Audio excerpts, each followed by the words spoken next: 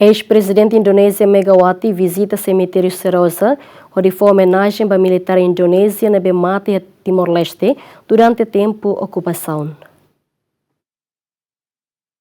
Eis-Prezidente República Indonésia Megawati sexta halau visita para Semitériu Seroja Balide dele, onde foi homenagem para Militár Indonésia Sir Megawati Timor-Leste durante tempo okupasaun.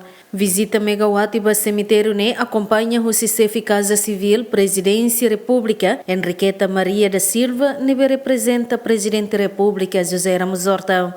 Kegiatan Ibu Megawati Soekarno Putri, Presiden Republik Indonesia kelima pada pagi hari ini pada pukul 11.00 beliau berziarah ke Taman Makam Pahlawan Seroja.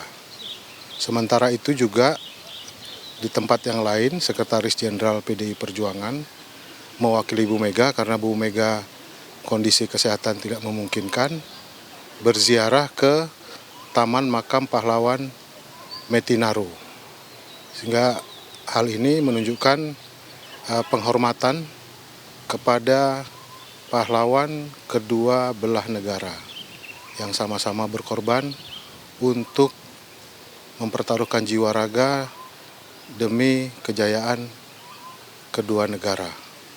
Kegiatan hari ini di Taman Makam Pahlawan Seroja meliputi peletakan karangan bunga dan juga tabur bunga.